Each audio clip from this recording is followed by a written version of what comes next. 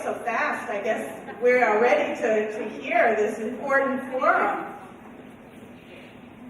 Good afternoon, everyone. I'm Ruth Ann Jobeck, the director of the Brookline Senior Center Council on Aging, and along with the other hat that I wear as co-chair of Brookline CAN, we welcome the community to this very important event of hearing about the Overide.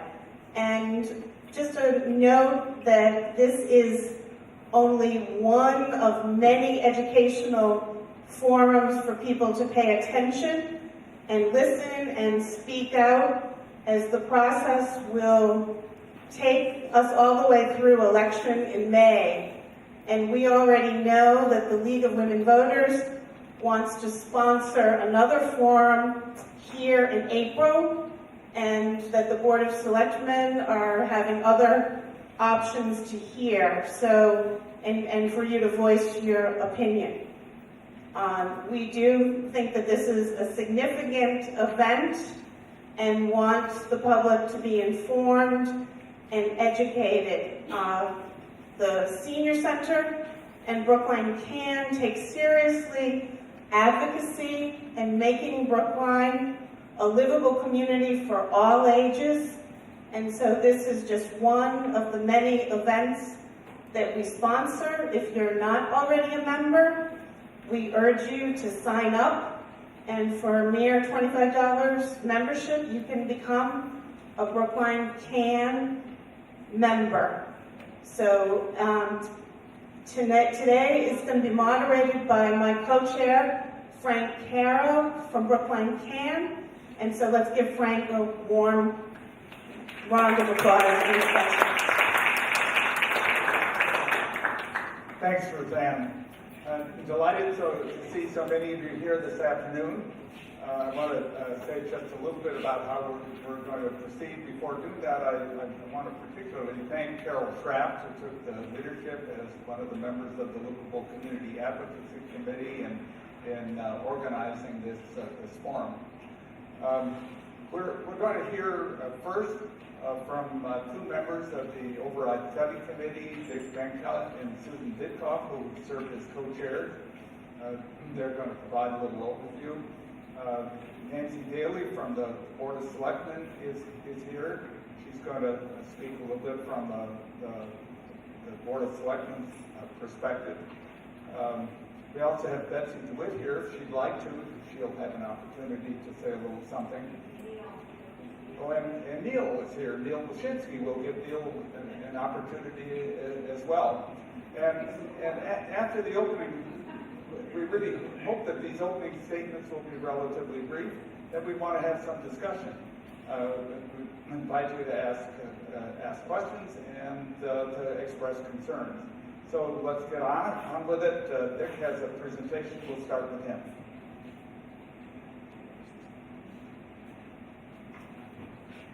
Thank you. Now let's see if we can get this to work.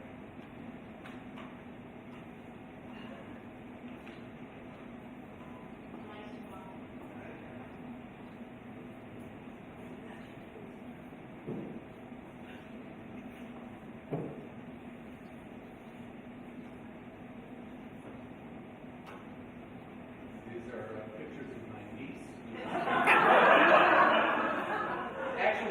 Actually, she is now flying the president's helicopter.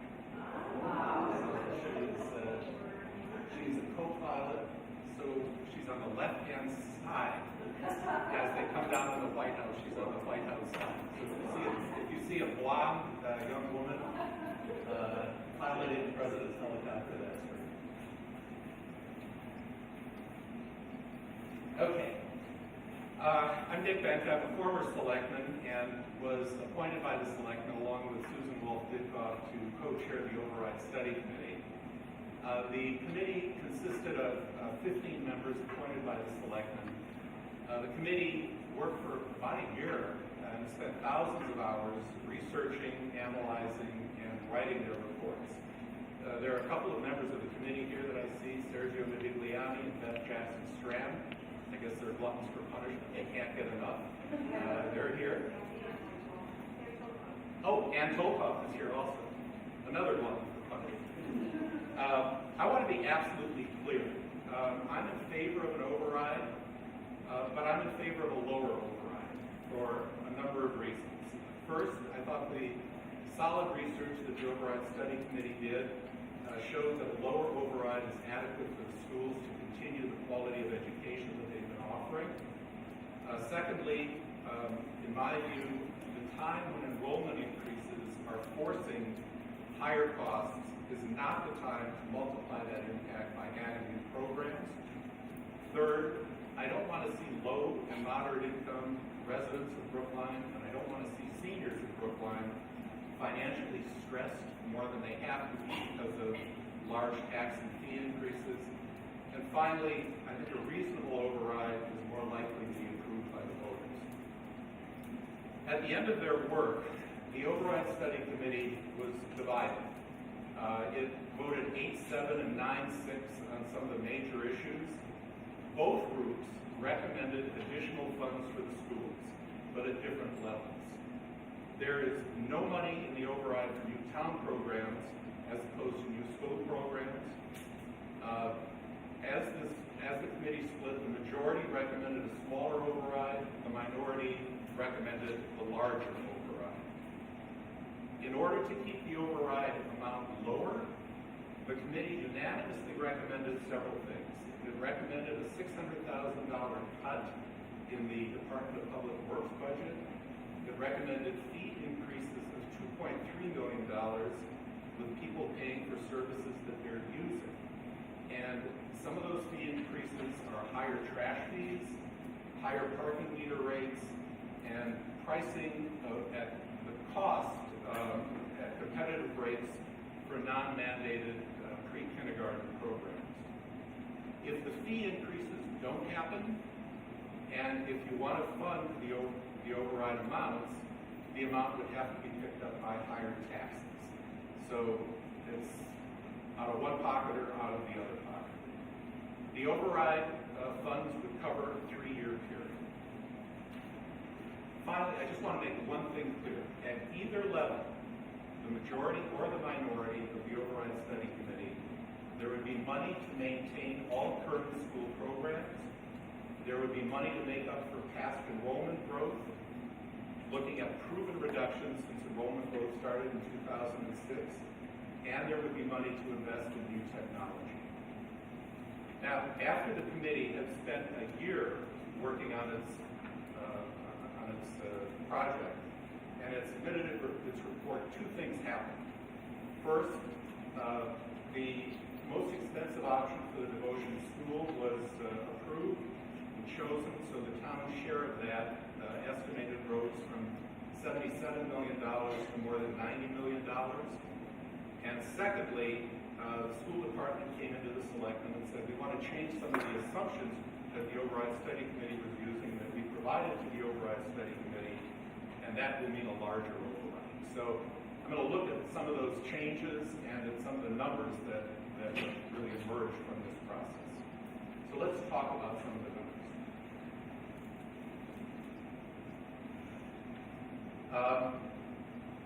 These examples show a range of potential numbers. The selectmen could choose from these, or they could select other variations. And the numbers you see on these slides may be a bit understated, but as I said, these numbers are really in flux at this point. If no override were approved, there would still be annual increases in the town of 2.5% to 3% of new growth. And that money would go to the schools and to the town budget, even with no override. So there would be millions over the 3-year period without any override. The first column here, the $5.3 million, shows the maintenance budget. In addition to the regular tax increases, the maintenance budget would add another $5.3 million to the schools. This would maintain current services, current school programs at the present level, and would support incoming kindergarten classes of 630 students. The next column, the $10.4 million column, would add an additional $10.4 million for the schools, including almost $8 million in operating funds. It would maintain all current programs. It would make up for the erosion of staffing levels since 2006 and provide additional funding for new programs such as new technology. And it would also provide for the more expensive devotion school. The fourth column is basically the larger override recommended by the Overide Study Committee minority, and it has the further dollars that the schools are now adding in. It would provide $12.9 million more for the schools beyond the regular non-override tax increases. It would provide for the more expensive devotion, and it would provide an additional $35 million to build some unknown project down the road in the future. I'm just going to grab a picture.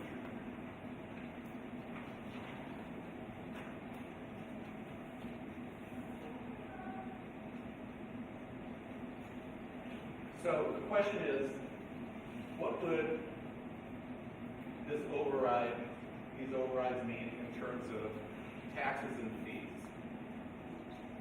The OSC majority position, which is the lower override, would be a tax increase of about 2.8%, a debt exclusion of 1.4%, additional fees, and this is across the board, additional fees of 1.3%, total increase of 8%, including the annual 2.5% increase. The total increase by year 3, the end of the override, in taxes and fees would be 13%. The minority position, the larger override figure, with the additions that the schools are now putting forward, would have a larger operating override, a larger debt exclusion, total tax increase, and fee increase 12.1%, or at the end of 3 years, 17.1% with the larger override. So this is the potential impact that we're looking at. The other factor here is that these numbers do not include some other likely overrides or potential overrides coming down the road. The schools are looking at an expansion of the high school. They're looking at a site for a new 9th school, elementary school, and as you all know, Hancock Village is planning to expand, and that would potentially create additional demands and need for an override.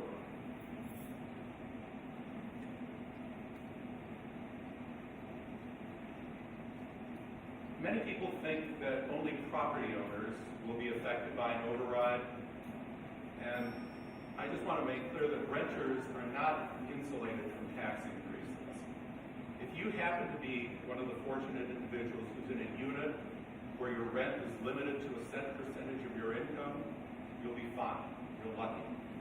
But if you're in a rental unit where that is not the case, the standard Greater Boston Realty Board lease contains a tax escalator clause that says that the lessee, the tenant, will pay to the lessor as additional rent increases in taxes. And even if that provision is not in your particular lease, I guess the question is, do you expect that landlords would simply swallow the higher costs of tax increases, or would they plan to pass them on immediately, or when the lease comes up for renewal? I want to talk about some of the issues that are likely to come up. Throughout the Overide Study Committee process, the schools told the committee to base its estimate on projected cost of living increases of 1% for school employees. After we completed our work, the schools came into the selectmen and told the selectmen that the selectmen should now assume 2% as the cost of living increase. But unlike many other employees, many other people in the private sector, cost of living increases are not the only increases that teachers receive. They also have lanes, so-called lanes for educational degrees, and they have steps, which provide annual increases under the contract for the first 12 to 15 years that a the teacher is employed. And this slide shows the impact of those steps. The first column is the increase without any cost of living increase. And it runs from about 2.6% to 5.5%.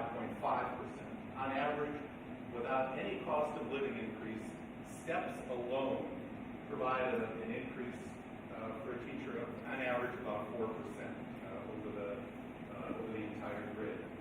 With a 2% increase, that would go up to about 6%. Now, in comparison to that, here we have the cost of, or the consumer price index escalation over the last 3 years, which is about 1.5% per year. Many pensions are based on that consumer price index. I know that mine is. My pension goes up by 1.5% per year, as opposed to 6% per year. This, I think many of you are also familiar with, is the increase in Social Security. And Social Security has gone up, on average, over the last 3 years, including the most recent index, about 1.6% per year. So I think as we go forward, we have to think about the impact on individuals who are subject to cost of living increases, Social Security increases, and so forth, as opposed to the real impact on the school side.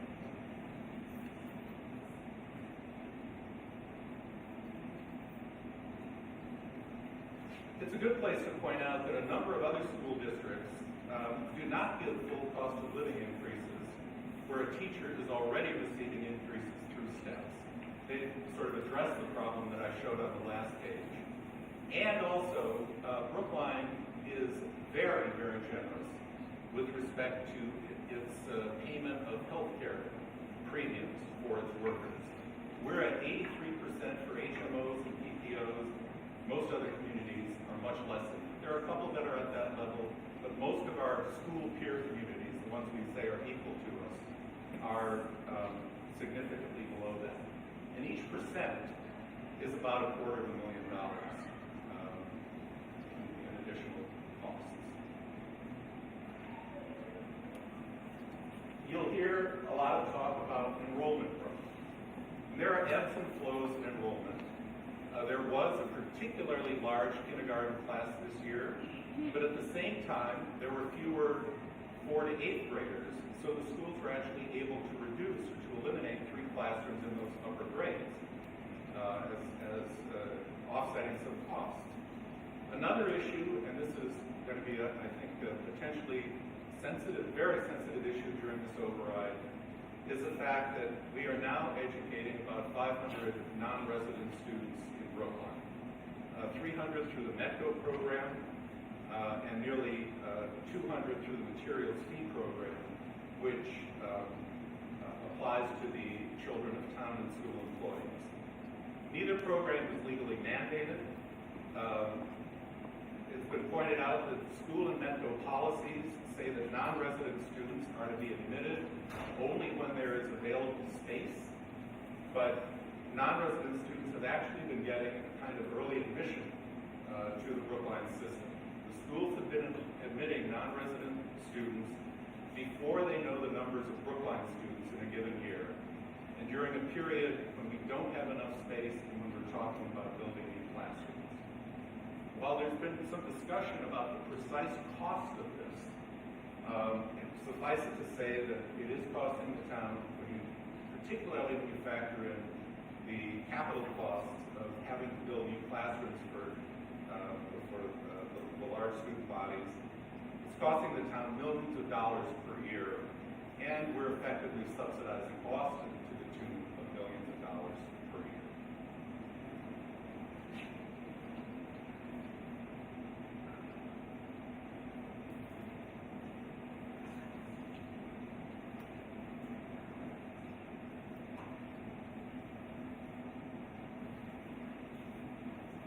So I'm going to just finish with a couple of thoughts. we need to think about the impact of increased costs on households in Brookline. The schools are advocating for more funding, and that is their job. That's their job, to advocate for the schools. But the selectmen, who are going to put this question, the override question, on the ballot, have to look at the impacts on everyone in town. At the present time, let me just say, spending 30% or more of your income in housing costs is basically a benchmark for housing stress versus housing affordability.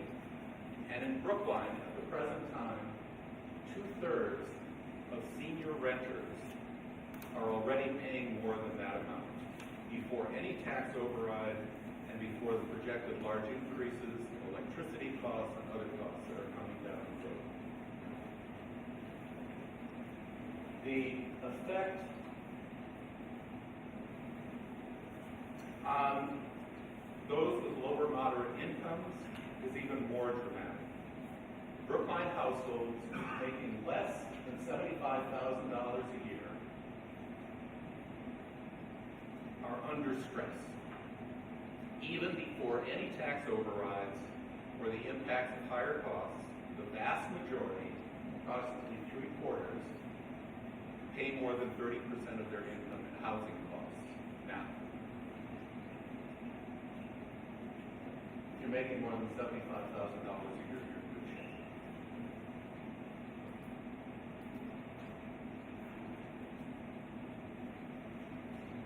Brookline is actually on its way to becoming a community affordable only by the wealthy, with the percentage of those with incomes over $200,000 rising the most rapidly in town, actually doubling, and actually becoming now the largest group in town. And the numbers of those with lower incomes under $100,000, except the very lowest income groups, the middle income, the low and middle income groups are all in Brooklyn. I just want to end with a sobering quote from the Overide Study Committee report. There was unanimous recognition that an override was needed, but as I said, there was diversion or disparity or disagreement about how big that override should be.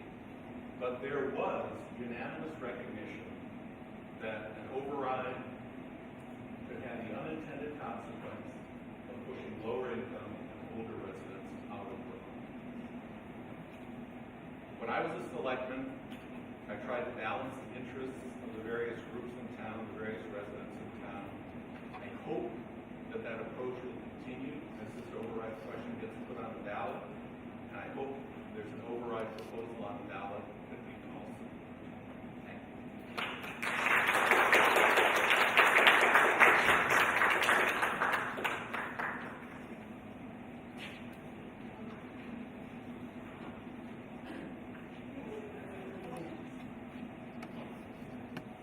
Good afternoon. First of all, it's nice to be back. When I was here in this room for the Senior Center Gala a couple weeks ago, I remember talking to Shushu Merrill about what a terrific event it was and how important the Senior Center is in Brookline. And so I thought we might just take a moment to honor her memory.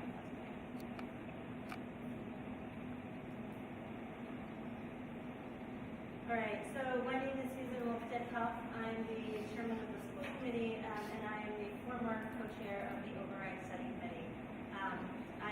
Just a moment about myself. I've lived in Brookline for 13 years, and I joined the school committee 7 years ago. I remember when Kevin Lang first made me do this, and brought me to the senior center and told me all about how terrific it was and what an important institution it was. And at the time, I believed him, but now I have a mother who lives in town. She has macular degeneration, so I worry about a lot of things that I didn't worry about a few years ago. So while most of what I'm going to talk about is focused on the schools, I just want you to know that she's in Carol Stone class, and she worries a lot about slippery sidewalks, just like Frank, as do I now. Also, I spend a fair amount of my time Industrial, which is right down the street, and on Sunday nights you can usually find me at the seat at 100 Center Street, where we're trying to get a minion together for the older adults. So I feel like, yes, I'm here to talk about the schools, but just so I'm a whole person also that has nothing to do with what I'm about to talk about. On a slightly happier note, I want to recognize other school committee members who are in the room. I think Dick recognized some of the Overide study members. I just want to recognize school committee members, in particular Barbara Scotto, who's our vice chairman. As many of you know, Barbara's been a leader in town meetings. She's been a leader in town. She's been a leader in our schools for probably since before I was born. If I had to guess, we're pretty close there around. So I just rely tremendously on her wisdom and her knowledge as well. And I'm going to pay for this later, but as it happens, today's her birthday. So I came so close to asking people to sing happy birthday to you. Happy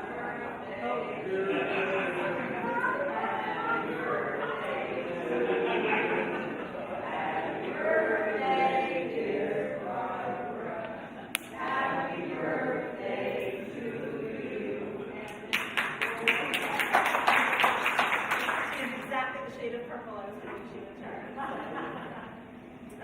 Excellent. All right, so thank you. Sorry for the introduction, but I just wanted to orient us. I just want to spend 1 minute orienting what I'm about to say, because when we first agreed to do this panel, it was, or this presentation, it was in the early fall, and the Overide Study Committee had just come out with its report.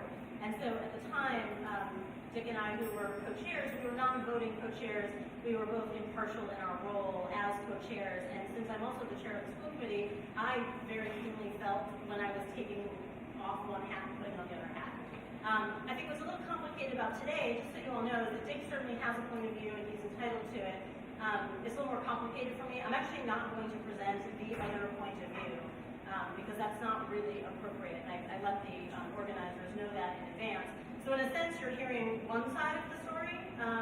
You are not going to hear a rah-rah presentation from me. So I guess what I would ask you to do is to go look at the Overide Study Committee report.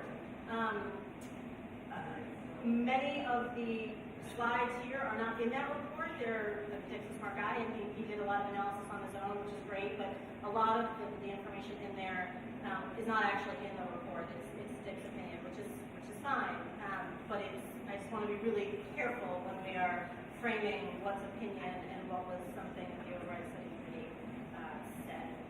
So I'll leave it at that. I have lots of opinions about what we saw.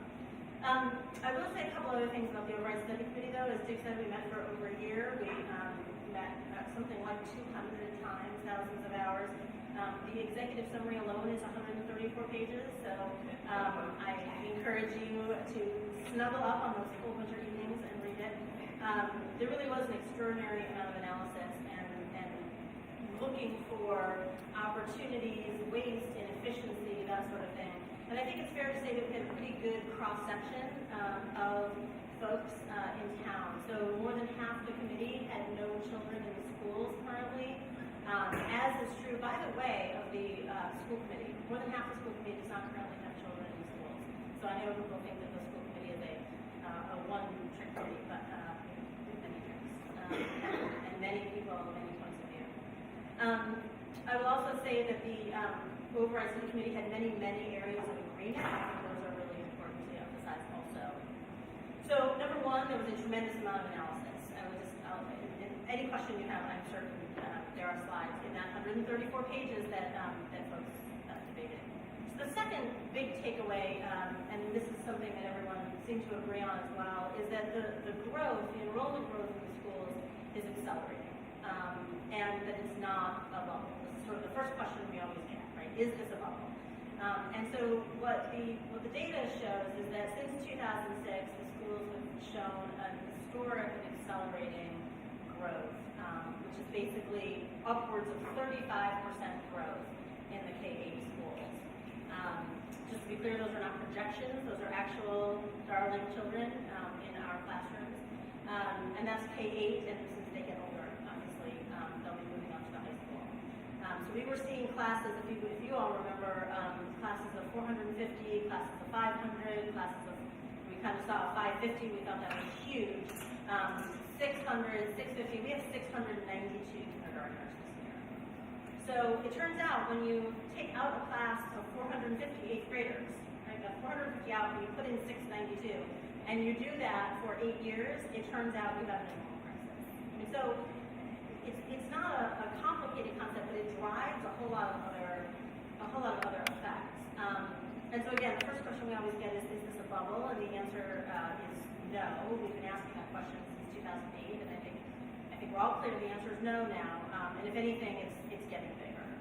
We've had 2 outside audits. We've had MGT consultants do one set of analysis, the second set of analysis. That analysis was then rechecked by the Overide Study Committee. There was an MIT group who came in and did their own statistical analysis. So anyway, lots and lots, and 3 town-wide committees, the Overide Study Committee, the Fees-Based Committee, and there was a different group that was focused on capital that had folks from the building department, planning, architects, advisory. I mean, everyone has sort of chewed this over a bunch of different times. And as Dick mentioned, there was a lot of agreement that something is needed here. And so we don't know how much bigger it could get. That was an area that people seem to debate. Maybe this was about where it would go. But if you look at places, and again, you just have to drive down the street. You don't need, we had multiple PhDs on our committee, by the way. We don't need to be a PhD to drive down the street and see that new pre-K, preschools are opening, private daycares are opening. And if you try to walk through Privilege Corner without looking, I do actually look down because I want to see how many people are coming to the schools. I don't look at eye level, and there are many of them. And so again, you just have to keep that acceleration idea in mind, because when you think about 35% growth and you think about a 2.5% growth in available revenues, it just the numbers are deeply mismatched. So I think the second thing that we were asking, the second big takeaway was there's no, we were looking a lot for inefficiencies, right? We were saying, where are the inefficiencies? Where can we cut back, tighten the screws, tighten our belt? And the short answer is that the low-hanging fruit has already been picked over this period of time. Again, you don't absorb 35% growth with very little growth in revenues without having tightened that all the way. And so, the Overide Study Committee looked a lot at managing an extraordinarily tight budget, and where the efficiencies have already been taken. There's a long list of them in one of the reports we did for the advisory committee in April. And some of those things I would call service cuts and not cuts. So a service cut means you're increasing class size, and each child gets a little bit less individual attention. A service cut is when you have less access to math specialists or literacy specialists because there are more kids and you're not growing the staff. So it's a reduction in how a child is getting served. Reductions in guidance counselors, in nurses, in psychologists, staff having fewer supervisors to actually do the work of training and developing the staff. So there's less administration to train and develop our staff, do educator evaluation, which is so important. So anyway, there are those kinds of cuts. Then there are cuts that, the way people traditionally think about it, which is things like library assistants, where we used to have a librarian and a library assistant, so the library assistant could reshelve books and the librarian could be an educator. We don't have library assistants anymore. And there are a number of positions like that throughout the system that we just don't have anymore. And then there are things that are kind of fall into the true efficiencies category, and an efficiency, the way I would define it, I think the way the Overide Study Committee defined it, is when you're actually getting an equivalent level of service, but you're paying less money for it. Right? That's different from a service cut. Right? A service cut means they don't pick up their trash every week, they pick up their trash every 10 days. That's a service cut, that's not an efficiency. Efficiency is when they still pick up their trash every week, but they do it for less money. And there are a number of those also that were identified. And then there are things where the Overide Study Committee said, you know what, the school department is doing a significantly better job with less resources. So for example, special education was the thing that got highlighted a fair amount, that the school department has been preventing very costly special education placements and interventions for children, even though the number of kids was growing, by doing some innovative programming and changing the way they were serving kids. So it actually resulted in less money getting spent, fewer children getting sent out of district, which is a gigantic trend across the Commonwealth, across the country, more of them getting educated in Brookline, getting better outcomes, and doing it for less money. And so those are those holy grails that we look for. How do we get more of those types of things where you get a better education for less money? So I think the overall sense from the committee was that there isn't fat and waste and inefficiencies to go find, that there have already been a fair number of these tightenings already, and there's a bunch more which I can go through if you want. But anyway, things like the computer replacement rate was in a 5-year cycle, not a 4-year cycle. The rest of the town's on a 4-year cycle, that sort of thing. String it out, make the dollars go a little bit further. And the problem is that to some extent you can do that, but only for so long, right? You can only stretch the rubber band so far. And so there were a number of the things that I just mentioned, especially questions around questions around the academic content and questions around the operations that said, can we really keep stretching this rubber band, or what's the consequence to that? And so I think the consequence that was noted was that while this is a very high achieving district, and the achievement has really, certainly between 2002 and 2008, 2009, it was on a steady upward trajectory. It's plateaued since 2009. And it's really plateaued. I mean, you can look at lots of things, but test scores are the easiest ones. But our test scores sort of plateau as you get to the last few years. And it is, it's no accident that that's at the same time that this enrollment growth has really surged and the available revenues have not picked up and made it as far as they could. So I think that at the end of the day, the Overide Study Committee sort of saw a lot of strengths in the system. They did not see a lot of fat and inefficiency, and I think there was a genuine question of what does it mean to try to maintain excellence in a system. And I think there were just two different points of view on that, perhaps. One set of point of view said, to maintain excellence in the system, you can go back to where we were in 2006, and that's actually, that is a problematic notion, but we're going to try to go backwards and say, here's what it looked like then, and we were fine then. I think that a different point of view says that education has advanced since 2006. For example, some of those things don't really work, so you can't really think about the 2006 technology plan. Some areas like special education, you made educational advances that made the district better and more efficient and with better outcomes, less money for better outcomes. So going back to different models doesn't seem to make sense pedagogically. And then there were another set of things where the Overide Study Committee was split, where some said, we really do need to go back to some of those levels on the academic supports. We need to go back to better ratios on literacy specialists, math specialists, guidance counselors, social workers, nurses, because those are the kinds of things that support our most struggling students. And it's not enough to go back to the ratios that we were at, because our town demographics are changing, our student population is changing. There's a lot of data on that. So I think that where I would come out without trying, I can't really opine on these numbers because lots of them are ones that the Overide Study Committee didn't deliberate, and many others are ones that are in flux right now as we work through, the town administrator's office works through, the superintendent works through, the selectmen work through, the school committee works through, all the different changes that are required to understand. But those numbers will be available probably in the sort of January timeframe is my guess, and then it's probably a much more appropriate time to talk about them and the impact. But I think at the end of the day, it's hard to remember that this is a good problem to have. Right? This is a good problem to have. The problem we have is that we have a really strong educational system. And we have a desirable educational system. And that means that people want to move here and want to live here. And so, and many people in the schools, I really don't take the analogy that says, well, it's kind of schools versus low-income people or schools versus older people. I think I just reject that entire framing. I mean, we are in one community, every one of us is a whole person, every one of us benefits from town services and from school services, and we all benefit from a strong town and community, and public education is a very strong value in this town for many, many people, regardless of whether or not they have children. It was a value for them when they were younger, it's a value for them when they're older, so I guess I reject some of the, pitting against each other stuff. Because I think that there's a fair amount that folks can agree on, and this is now my opinion here. One is that one of the top priorities is having a great teacher in every classroom. Having a great teacher in every classroom. And I think that not every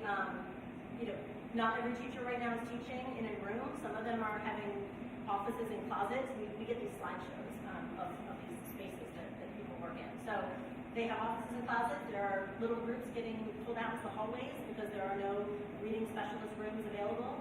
And this is not really the kind of thing that we want to see and that we think is most important, especially for our most vulnerable learners, but anyone really. We think that there are teachers that don't have enough administration. They do a lot of paperwork and whatnot because they don't have administrative support to do it, and they're not focusing on education. I think we can all agree that we kind of need to create conditions where teachers can do their jobs. I think there's a lot of teacher bashing in this country right now, and I'm just really proud that Brookline is not one of those places. And the second thing that everyone can agree on is that we need a rigorous and updated and aligned curriculum for students that has appropriate 21st century technologies. We're not building Mercedes. I promise you that if you wanted to see it, we could put another $10 million on top of this to get the top of the line, most cutting edge plan. No one's doing that. No one is proposing that. So I think, some of but again, you can't sort of stand still and let alone move backwards. I think there are a lot of academic supports around math specialists, literacy specialists, and preventative interventions to prevent special education outcomes. There are a lot of medical supports, social emotional learning, guidance, mental health, those sorts of things. And then there's just sort of our looking at specific populations and making sure we are doing right by them. So by that I mean the growing number of English language learners in our system. It's really, really spiking in a good way, right? It's increasing the diversity of our town, but it also means that we need to serve them appropriately. Our achievement gaps, which again, over this time frame, have not been closing. They had been closing. They are widening again, and that's a deep concern to us. We talk about that issue all the time on the school committee and what kinds of resources it takes to do that well. Special needs inclusion, which is just an important value for our town. It's an important value for the system. Global education, a terrific high school experience, and I can go on, but again, none of that is building some pie-in-the-sky castle. It really is taking what we have, which is a really good system, and there are holes in it, and those holes have been getting bigger over the course of the last number of years as we've pushed every available resource to teachers. But at the same time, there's really only so far the road can stretch. So I think that I love this town. I'm proud to live here. I'm proud to live in a place that values public education the way we do. And I really do hope that this conversation is a conversation about the whole town and what education means to a town, and not just to the children in these buildings. And there are many, many more conversations to come. I hope you're part of all of them. And especially, not least of which is because the failure to pass an override will affect not just the children and not just our values around public education, but the whole town's budget, and we're going to have to grapple with that together.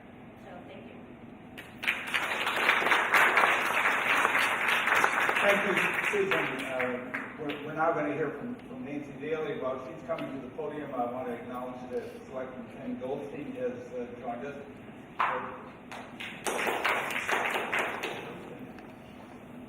I should say too that we're going to hear from Nancy, and then we're going to open it to questions. Thank you, Frank. Well, I'm very happy to be with you here today, and you've got almost the entire board of selectmen interested in what you have to say. So let me explain a little bit about where we're headed, and I do want to acknowledge that the Overide Study Committee did a great deal of hard work and crunching numbers and driving all of the town and school staff crazy, asking for more data and so forth, but they did do a lot of work and we very much appreciate it. However, at the end of the day, it is the Board of Selectmen that will decide what goes on the ballot. And what is likely to happen here is at least a two-part override. One part would be for the operating budget, and you just heard about the huge numbers of kids we've been getting into the schools. A second part would be what's called the debt exclusion override, and that is for the specific project of building the devotion school. So for I will say, since I'm talking to a room full of mostly senior citizens, since the debt exclusion is probably on there for 20 years or so, from your point of view, maybe it doesn't make a whole lot of difference. You know, if you're young and you think you're going to be in town forever, the debt exclusion goes away eventually. So that is are the two parts of the budget. We may go further and divide the operating override into some tiered thing. It's possible we might do that you give you a choice, the one level or, you know, a slightly lower level or something like that. But it would, you know, it will be what we piece together. We've already had a bunch of public hearings, and we've heard from many people on many of these issues that you just heard about. And we anticipate, I'm gonna turn to my chairman, Ken Goldstein here, at least one more, right? Probably several more? Two more, yes. Yeah, so that, and I would love it, and I will certainly get the information to Ruth Ann. I would love to hear from more senior citizens, because we've mainly had more of the parents of school-age kids coming. But I think it would be good for us to get the diversity. I do want to speak about a couple of points, and so with all due respect, may have to disagree a little bit with my former colleague, Dick Magna, on some of these points.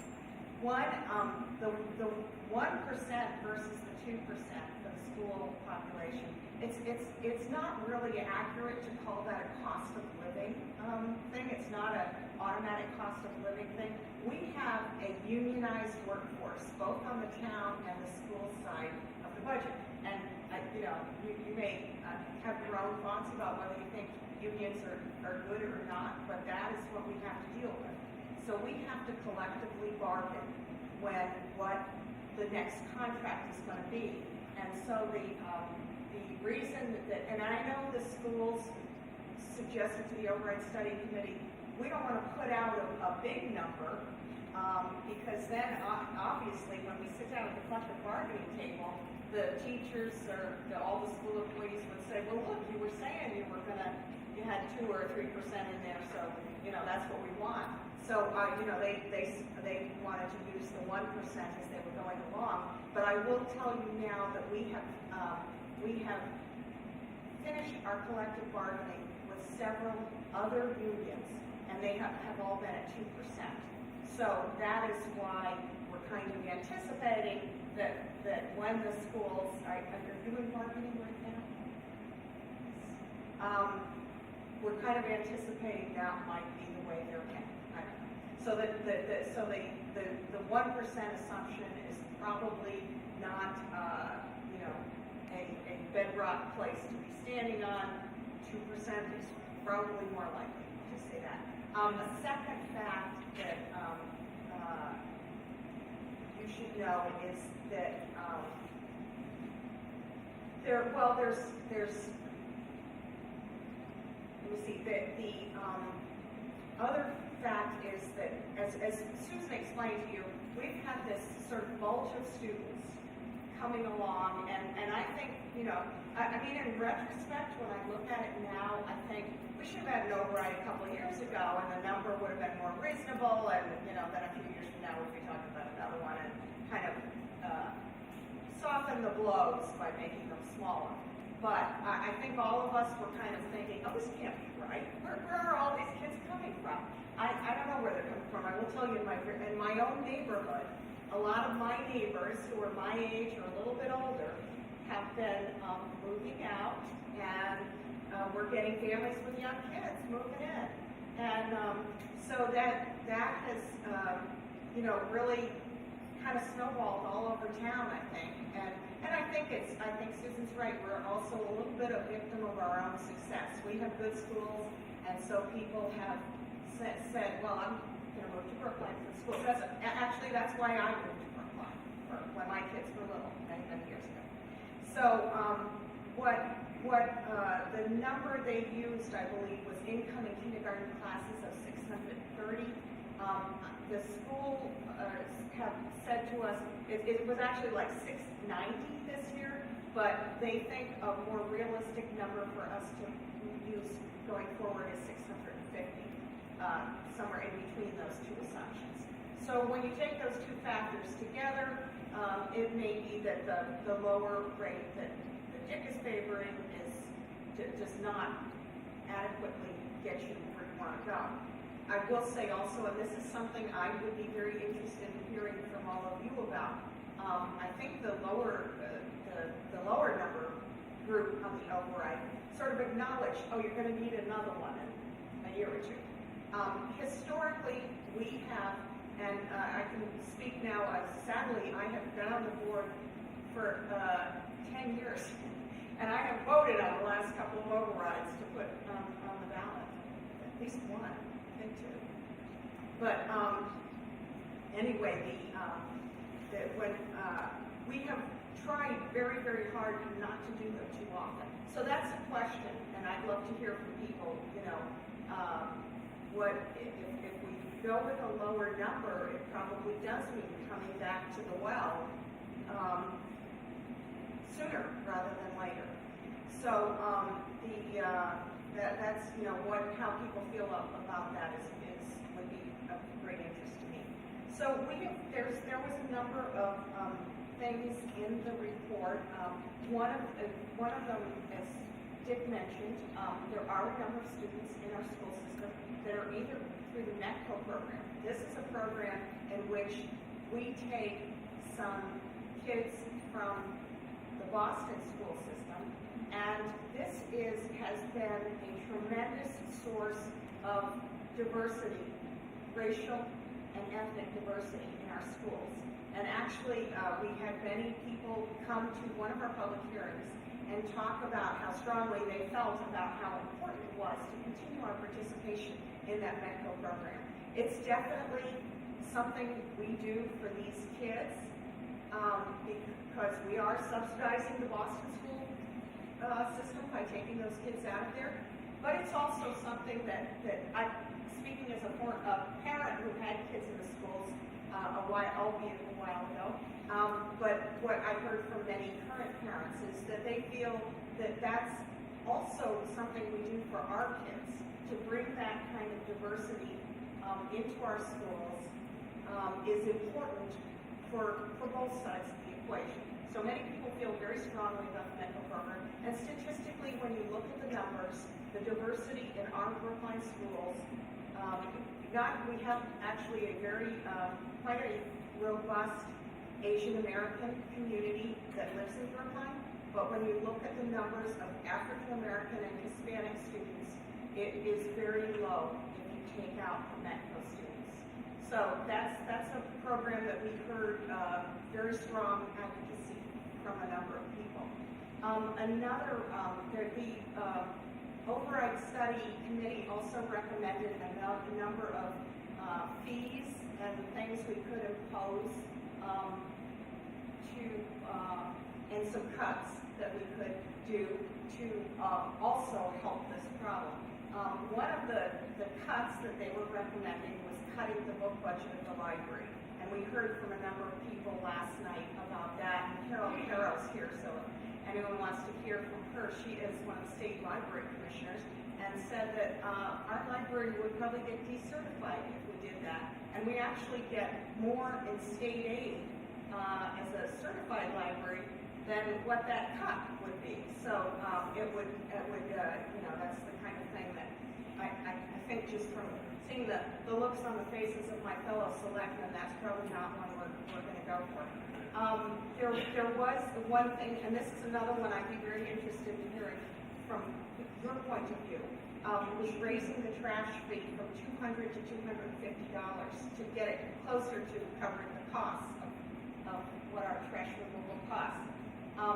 But I have heard in the past, I mean, if that's part of your taxes, it's tax deduct, it's deductible. If it's part of your fee, it's not tax deductible. So I'd be interested in hearing from people how they feel about that. I want to talk a little bit though about, Dick was just adding up the 2.5%. That is what we typically under state law, the Board of Selectmen can raise the total levy for the town by 2.5% from the prior year's net levy. Plus new growth. So if there's new buildings or a house gets turned into 2 units or something like that, that's part of the new growth. What we heard last night from our town assessor, we were going through our exercise, and next week we'll be setting that tax rate. But I want to explain that for many of you, the 2.5% probably doesn't have a lot of effect, because we do something called the homeowner's exemption, and we also shift taxes to our commercial. We are able to shift a higher rate to our commercial properties, and we do that every year. And so if you're anywhere up to the median house price of 1.5 million, at the median house price, if we go to the 2.5%, it only costs you an additional $4 a year. If you're below the 1.5 million, you're actually not going to feel much effect at all from the 2.5%. If you have one of the big houses, or if you are in a business, you are going to feel the effect. And the businesses in particular this year, those commercial properties went up significantly in value. So the 2.5% part of the calculation, really, if you're on the lower income end, you don't have to worry too much about that. But there's, we, as I said, we have heard from many people, including, I see Roberta and Carol, who addressed us last night on the library issue. We've heard from the school department many times. We're trying to weigh all of these various interests. And, we are cognizant that it's, taxes I remember years ago when Brookline was at one of the very highest communities for taxes. We've actually dropped significantly because many other communities have had far more overrides than we have. So we're no longer at the top. We're kind of in the upper range, definitely, but we're no longer like the top tax community. But I think we all appreciate on the Board of Selectmen that the taxes can be a burden for people, and we're very cognizant of that. Trying to weigh that, but also trying to give the schools what they need to function with all these students. And I see Frank coming up, so I think that means I'm supposed to wrap it up. Yeah, thanks, Nancy. I see it's 4 o'clock, and we really want to provide people with an opportunity to ask questions. And when we started, I thought, well, invite the other members of the Board of Selectmen to say something. But in the interest of time, I think we should just go to questions and comments. I would welcome the panel sitting up at the table. I think it would be easier for us to address questions to them and have some interaction. I would also welcome it if the other members of the Board of Selectmen were to get into the discussion as we go forward. So why don't we start with you, Peter? You've got your hands up. I'm identified. Peter Haynes, Precinct 1, former town meeting member, blah, blah, blah. I have 2 questions. I want to emphasize them a little. And question number 1 is, do we have any data on what percentage of new students in our system are in families that have been here less than 3 years, 5 years, and are maybe foreigners? That's question one. Question two is, The quick answer is yes, but I don't know. We do have that. The department has that, but I don't have it with me. I don't think anyone here has it. I've read that it's a very high number, but anyway. Question number two is, would it make any sense to require that people who have not lived here at least 3 or 5 years pay a little something for their kids to be here since they haven't been paying property tax for a while? That is illegal. You cannot tax people, and say, I'm taxing you more than you because I don't like how you look or how you speak or something like that. So we are required by law to tax people equally. The first question, the number of foreign students. I think, Susan, can you just speak a little bit about the English language learners? Because that's probably the question you're getting at, is we do have a lot of people coming. We do, and there's an increase in the number of English language learners that we have. We've had, I want to say, something close to in the 100 range that needed screening this year alone, and it's a tremendously important piece to us because we want to make sure that everyone does get a fair and equal education. So what we do is we look at the screening process. We refer them to services. We have district-wide programs for some of our English language learners where there are lots and lots of them. There's a Japanese program, a Spanish program, a Hebrew program, a couple others that are concentrated in some of the schools. And so families have a choice to send their child to that district-wide program at our various schools, or to have them educated in their own school with ELL services, or to refuse services entirely. But no, it is a trend, and I think as we've seen in the Understanding Brookline report, which is terrific, and I commend it to all of you, that there are an increase in our low-income population as well.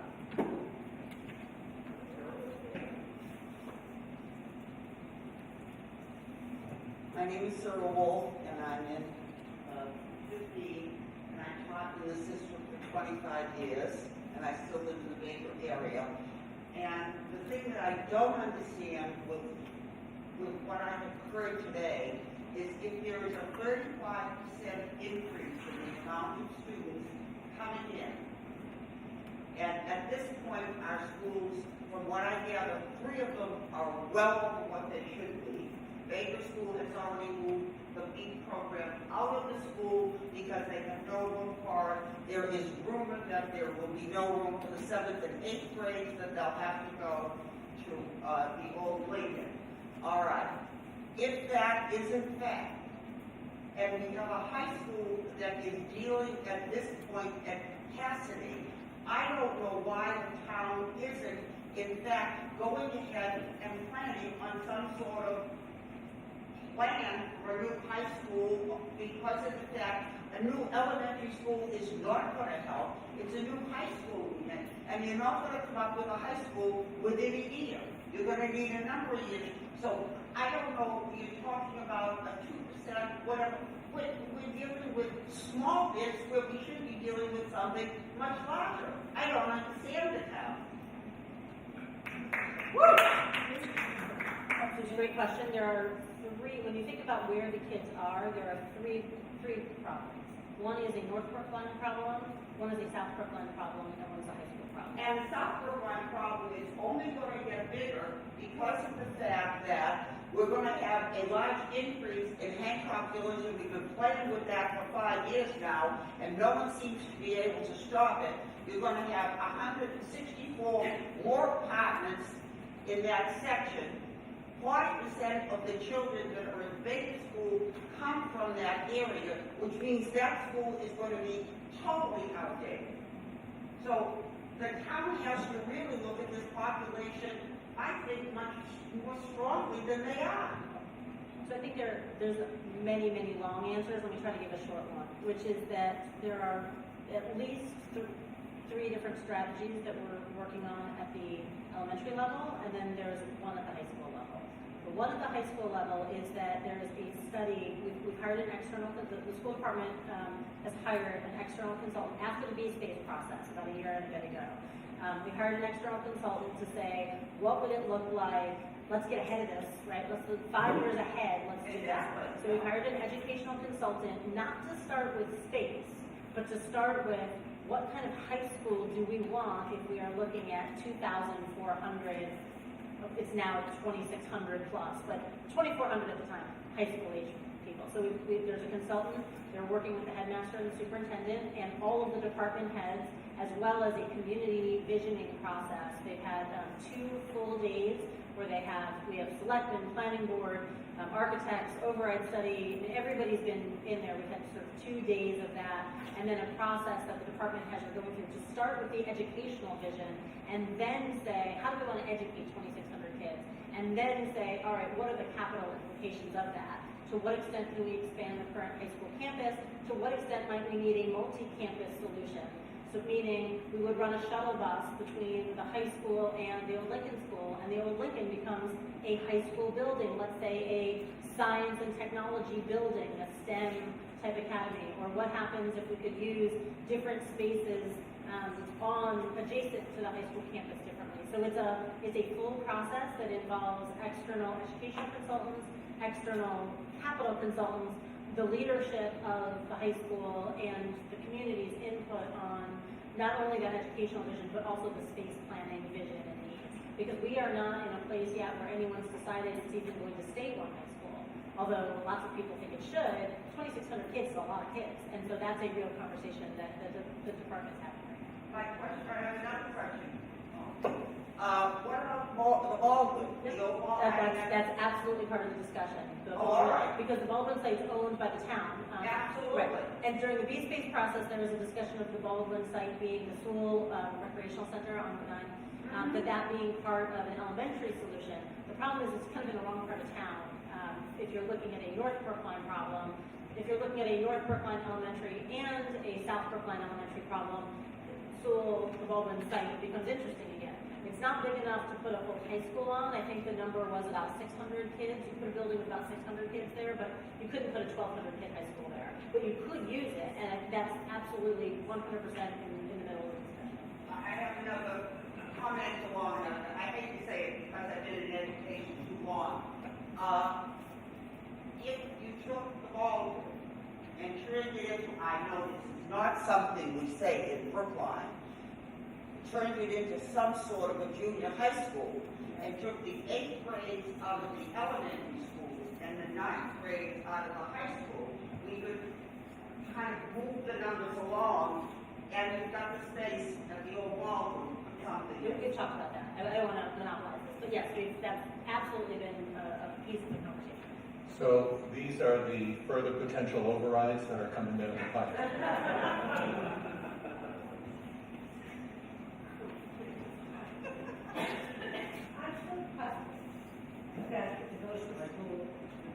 My name is Lois Brand. On ballot, the coming day, what is going to be on it regarding devotion school? Is this a done deal, or are we going to be able to make, choose what we want? As far as the cost This goes? process has already been going on for quite some time. Right. And the committee was meeting and having public meetings about, and we have already been working with Selectman Betsy DeWitt, who's the chairman of that committee, is here. I'll let her take over. We are in a partnership arrangement with the state MSBA, and MSBA has just recently approved the plans for the devotion school, which is to say that there is now an educational plan with a building wrapped around it that is ready to go, and we are on track and hope we'll have some final designs in the springtime, and certainly before an override vote and the final vote of town meeting. I'm sorry, I misunderstood. There will be something on There will be a portion of the override vote that's called debt exclusion. And the debt exclusion portion will be able to address the cost of the devotion school. It may have other capital projects as well, But specifically, we are required to cover the cost of the devotion school. Okay? Does that answer your question? Thank you.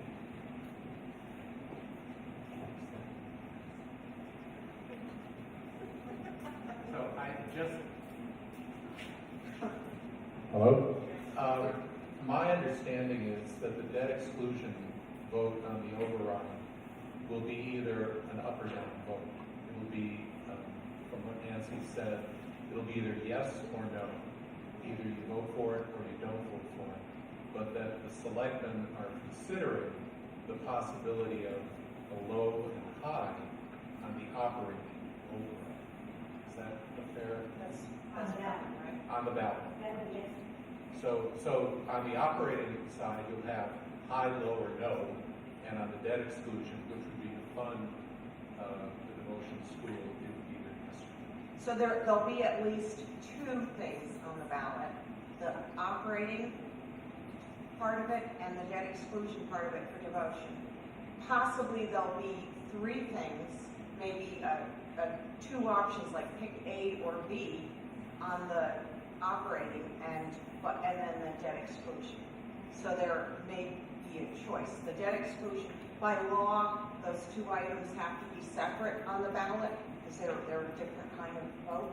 So there will at least be these two choices, and we'll have to decide whether we think it's wise to put more choice or less choice on the other. Is that only the devotion question, or is that for the override? Devotion will be on there. I'm guessing that will be one choice, a debt exclusion for devotion on the ballot, and you say yes or no to that. And then there will be an operating budget override. It's called a general override, townwide, and that would be a separate vote. Possibly we might divide that into two, you could pick a lower number or a higher number. We haven't made that decision yet. We've had some discussion about it, but definitely there will be at least two things to vote on: the devotion school number, the debt exclusion number, and the operating budget part of it, the general override. So there'll at least be two choices on the ballot, possibly more than two choices. But I imagine that the debt exclusion, we're not going to divide that. That will be one vote, and we can decide to put all of the funding for the devotion school in that one vote, or we can say, as one of the override study groups said, fund part of it through a debt exclusion and fund part of it out of your we have a regular program for doing building. The opposite point of view is we have enrollment pressures that you're hearing all over town. We may need the regular money for some other projects, and so we should be funding as much of the devotion school as possible on that debt exclusion, particularly while interest rates are low now. It's a good time to borrow. But those are the competing discussions. Ms. Rodriguez, there may have been a misunderstanding in your question, but I just want to clarify. Both of these votes, the operating override, which is basically a permanent increase in taxes, and the debt exclusion, which basically says we're going to vote to pay for the annual carrying cost of borrowing money for a particular project. Both of those are voted on townwide. The debt exclusion, even though it would be, the motion would be the named project, everybody across town. I'm Florence Bartolo. I've lived in the town for about 60 years. I hope I won't have to leave it with the times of the override. But I was curious about the MECO program. It sounded like it's a valuable program. Financially, does Boston contribute anything to the program that we take 500? We do get some state money for the Metco students. It does not cover the full costs of educating those students. So certainly there is a significant cost associated with us taking those students. And we have talked to our legislators over the years saying, look, we're happy to have these kids, but we want better reimbursement. It doesn't seem like it's going to happen. So if you want to continue with the program, it's probably going to be on the basis of Brookline subsidizing heavily the education. And Susan, do you want the numbers? Dick, do you have the numbers? Dick's going to look up the numbers for you. I wondered how many teachers' salaries are needed. How many teachers are needed? What, class size 2025 for 500 extra students? It sounds like it's a good percentage. Right, I think that what the Overide Study Committee found is that educating students in Brookline is expensive because we educate them very well. And it's expensive, and we spend more money to educate students than the reimbursement level that we get. We get a few $1,000s in reimbursements, and then there's some transportation reimbursements and that sort of thing. But what we spend to educate a child, any child, a resident child, children through the medical program, children through the materials fee program, it is expensive to educate children well. So there's no question about that. I think there's been some question about if children were taken out of the program, how quickly could you start to reduce costs? And I think there's been a lot of debate about that because the children are sort of marbled through the program. So if, for example, if you tried for the current children to remove them, there actually wouldn't be, first of all, there would be a tremendous outcry because that's a terrible thing to do. But let's say you did. Financially, there wouldn't be much benefit to removing current children anyway. Where the financial cost comes into play is over a couple of years when you can reduce the number of teachers you need going forward. So I think there are different ways to look at the medical question and how much it costs. But regardless, the number it's a high number because that's what it costs to educate kids here. Well, do the other communities surrounding Boston also take 500 students, and how do they manage They're it? not 500 medical students. There are 300 Metro in Brooklyn. My other question is, it sounds as if town employees, even though they don't live in Brookline, can send their children to the Brookline school. Is there no copay? That's the materials fee program, and that's just under 200 students, 180 or so, 175, about of town and school employees, close to 200 children of town and school employees. There is a copay. It's I think $2,400 this year, plus or minus, out of the total amount, and that's the quote materials fee, the cost of the materials for these kids nominally. So that's what the parent pays. That's what the employee pays. One difference that I think was particularly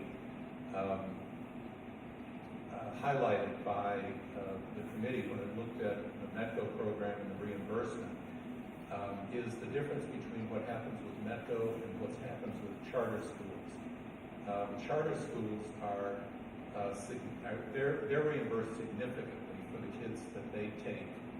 For example, from Boston, their reimbursement is $14,000 to $15,000 a year, and that is shared in part by the state at the beginning, and that is reduced, but ultimately it's paid by Boston after a number of years.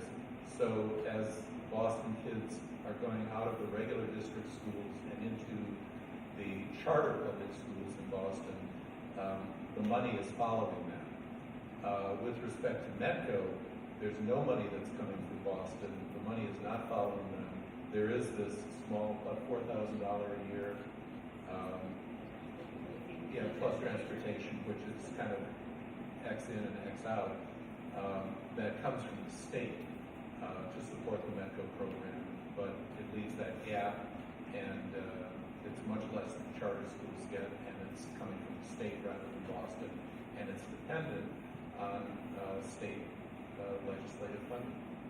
So it sounds like there are roughly 500 students that Brookline is subsidizing one way or another, which sounds substantial. Well, I think though, if you lived in Brookline for many years, so you probably remember that back in the day, many of our town employees, teachers and firemen and policemen and DPW workers lived in town. We've sort of gotten to the point where those salaries for those type of jobs make it difficult for somebody to live in Brookline. And I will tell you that we had heard from a number of teachers in particular who came to one of our public hearings that the reason they are able to teach in Brookline and have sometimes commuting from a long distance away is because their children are allowed to go to our schools. And I believe the superintendent has said that he feels like it's important to offer that in order to try to attract top teachers to the area. But, you know. My other emphasis and the focus is obviously on the cost of schooling the children.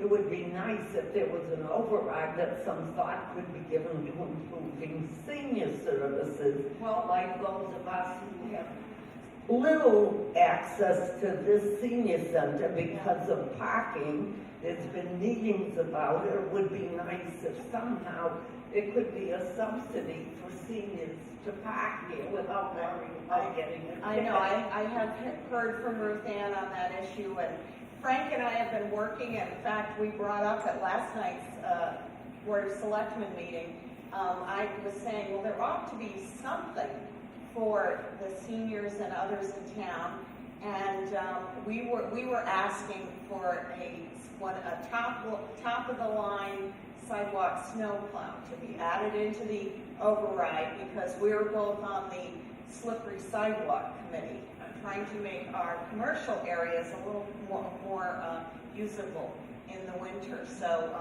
we were putting that in, but I am very aware of the parking issue here, and I'm going to try to help with that. I just want to say, as an individual, I can't speak as a school committee member, a school committee chairman, or an override committee member. Just as an individual, I completely agree with that, and I personally support if there's any way to put other things on the ballot that are not schools related, because again, I think we are one community. I think all of the budgets have been pinched based on this enrollment, and I think it's very important to recognize that there are lots of people who live here and lots of people who benefit from town.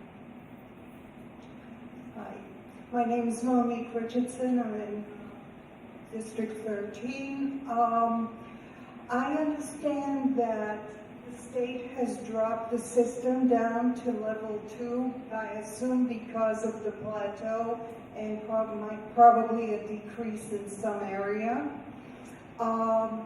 The other thing is the ELL situation. My daughter is a teacher in the Boston school system, and they're under a court order.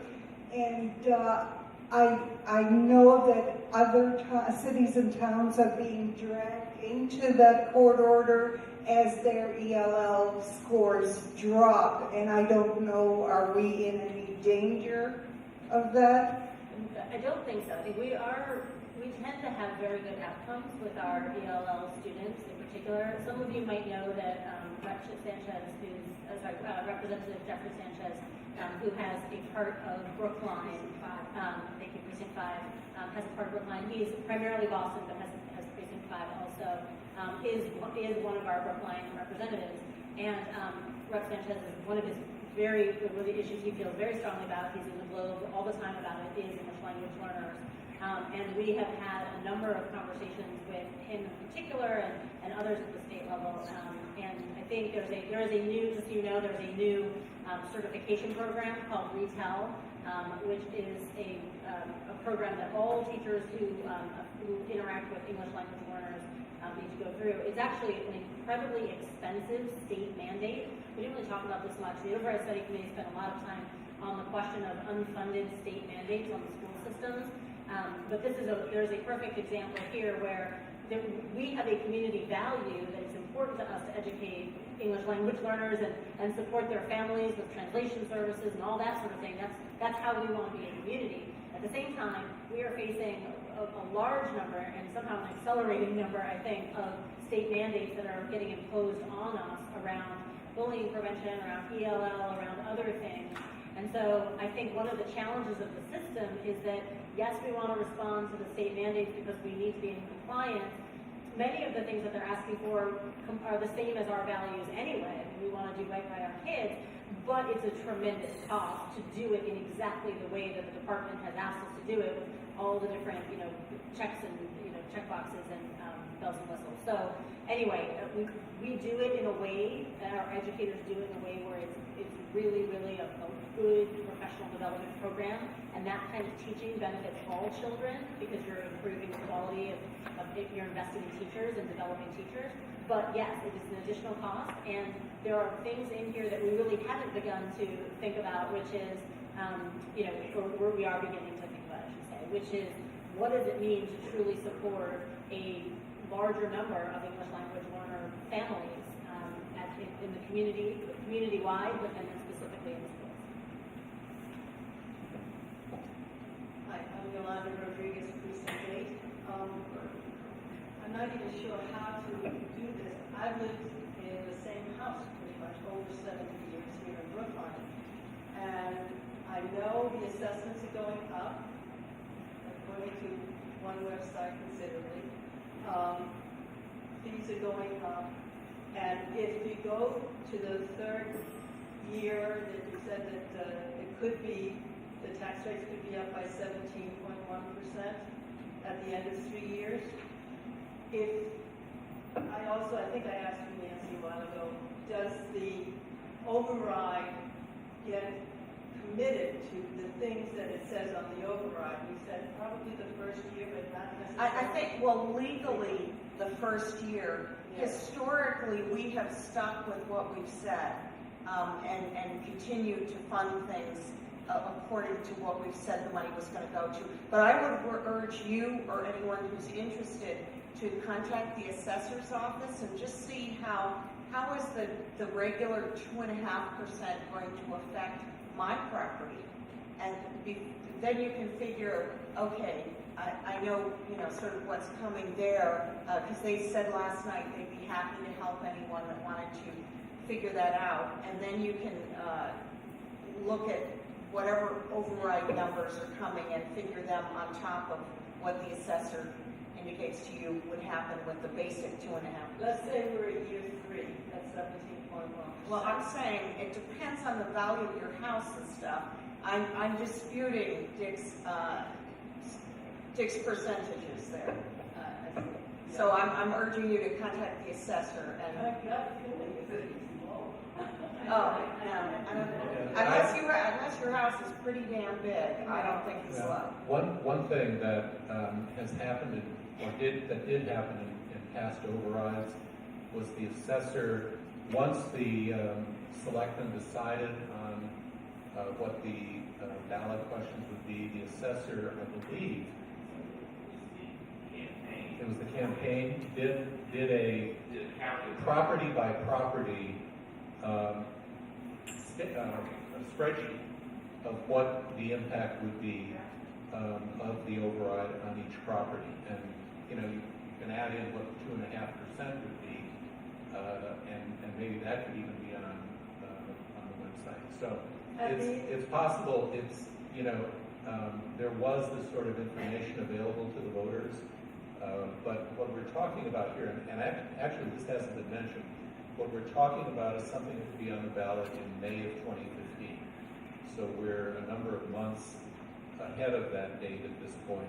The selectmen, I think, are going to be deciding in January on what the questions will be, and then there'll be the campaign and a lot of websites and emails and who knows what.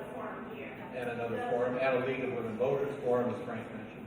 Yeah, Yeah, and just for all the reasons that Dick just mentioned, I think that if anyone were to walk out of this room and say, this means my taxes are going up by 17.5%, I think that would be considered an incorrect assumption to come out with. I think it would be considered, I'm just saying, I hear you, but just for clarity, those are not numbers. They are projections, they are hypothetical, they are not based on any individual's tax bill, they're not even based on things that anyone has suggested would be put on a ballot. I mean, we are very far away from that, and I want to make sure that nobody takes this forum as a way to scare seniors or in any way, shape, or form.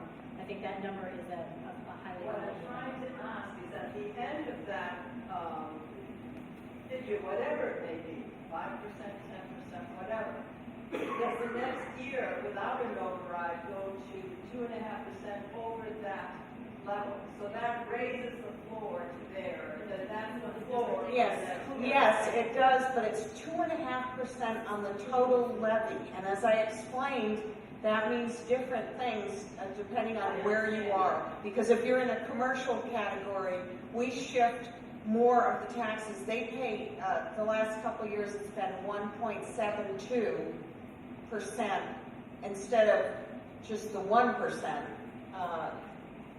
Also, you live in your house, so you get that residential exemption. So there's a number of factors.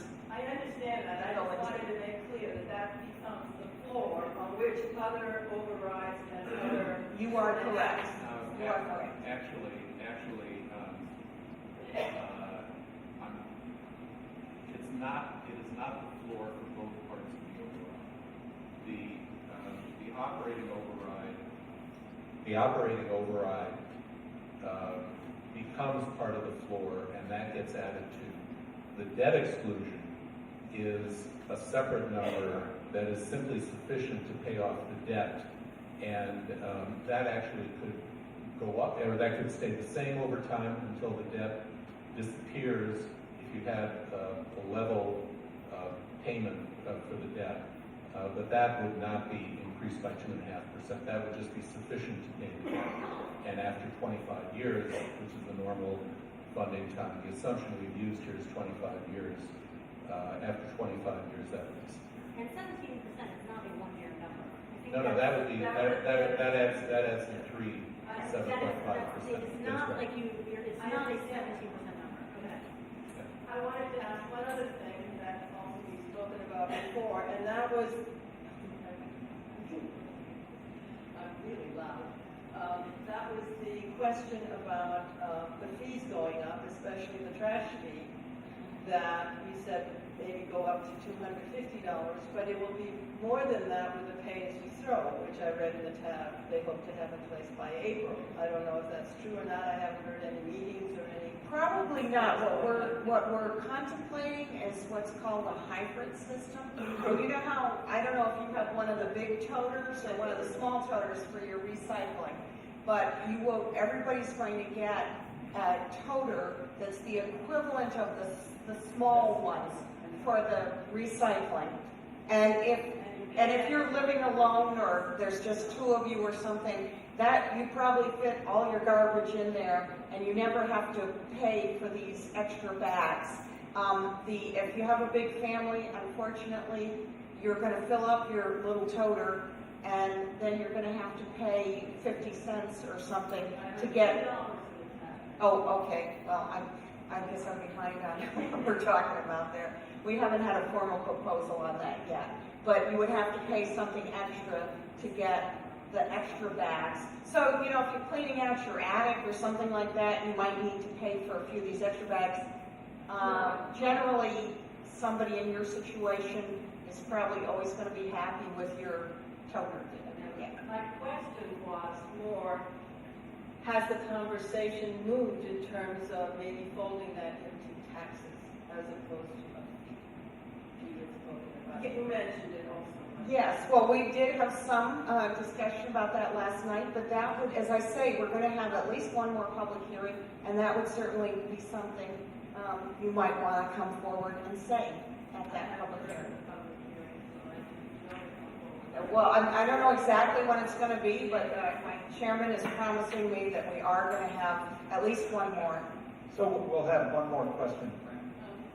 Hi, I'm Fran Lieutenant, and I would like to ask, how does Brookline compare with other school systems in Massachusetts with all the extra monies that are being spent to educate these children? The second question I have is, what's the percentage of transient students that come into Brookline as opposed to other communities?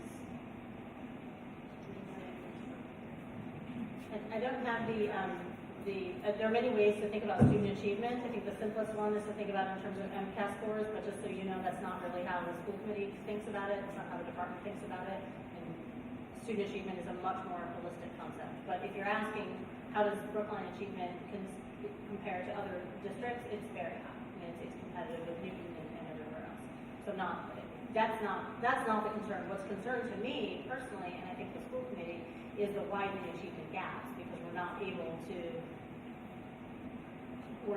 to fund the kinds of supports that we think are needed to be able to address those. And especially, and this is where I do have an opinion on the Overide Study Committee document, because the Overide Study Committee has suggested not putting in place, the group that was looking at a lower number has suggested not putting in place math specialists, literacy specialists, and that sort of thing. And that's exactly the kind of folks that we think do need to be put in place. So when the superintendent went back and said, okay, what would you do with that money?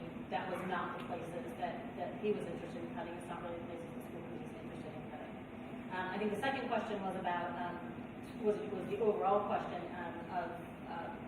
of where, I mean, tell me what you want to know, right? Because there's so many ways to answer it. Tell me what you want to know. Well, I think that Brookline has a fair amount of transient students, and I just want to know how that compares with other communities. You know, I think there are different ways to answer it, but let me try this and you can see if it makes sense. We have roughly the same number of kindergartners and 12th graders in any given group, meaning they call it cohort survival. How many kids start in kindergarten and how many of them in even 12th grade. And so what typically happens is that overall the numbers, they go up a little bit in first grade, and then they kind of level off. They dip in the middle school years, and then they come back in ninth grade, and then they sort of stay through high school. Now, if you look at that pattern over 20 years of cycles, that's more or less what happens. Sometimes we get slightly bigger dips, sometimes that. So that's the numbers. What happens within those numbers is that there's a fair amount of turnover, and that turnover is not equally distributed across our schools. So there are certain communities, the Devotion community, the Baker community, the Lawrence community, some others, where there is a lot less predictability about how many children are going to be coming and going. Lawrence is an example. There are a lot of children there whose parents work in the Longwood medical area. They come for a number of years and then they go. But then they're replaced with other families who come and go. There are other schools like Heath, which are far more stable and predictable. And so I think it's hard to make, number one, it's hard to make generalizations about the whole town. Second of all, it's misleading to look at the numbers because there is turnover. People call it churn. I have children, I don't like the word churn, we're not butter. So, but anyway, there is movement. I think there's another implicit assumption, not in your question, but when I hear it from others, saying that those transient people perhaps are lower income, or that they may be, a burden on our system. That sometimes they're referred to in a less than respectful way. Not that they did. But I think what's important to understand is that we have a tremendous amount of diversity in our turnover, and we have language diversity, we have ethnic diversity, we have income diversity. And so it really is important to kind of look at the totality of it. So it's hard to give a broad answer to that question because there are so many moving pieces underneath it. But we're far more, we experience that far more than, let's say, a Wellesley. And, anyway, so we are, especially North Brookline and Baker, we are more urban in that sense. Yeah, I think the number, to put a number on it, my recollection was that of the kids entering in first grade and the kids leaving in 8th grade, about 30% are different. Is that? 30 to 40. So, but overall across the system, the numbers, when a class enters in first grade, about the same number will continue through to the 8th grade. If you look at that cohort in each year, but over the course of time, about a third or more become, depending on the building, are different kids. Kids leave, kids come. And as Susan said, this, I think, is not an income issue. In fact, it may be the opposite. I think you probably have graduate students, fellows at the hospitals and so forth who are in for 2 or 3 years who are locating in Brookline. It's not the opposite, but it's both. I would say you have higher income and lower income. Yeah. But Yeah. it's both. Yeah. So it's a broad diversity. So. I think we're really at the point when we need to bring the formal part of the program to a conclusion. We promised in at 4:30. We're well beyond that. First want to thank the panel, Susan, Dick, and Nancy for their presentations, and I want to really thank all of you who contributed to the discussion. I mean, clearly this is the most important issue that Brookline is going to be facing over the next 6 months. We're going to have a lot of continued discussion about it, so there will be other opportunities. Again, thanks. Thank you.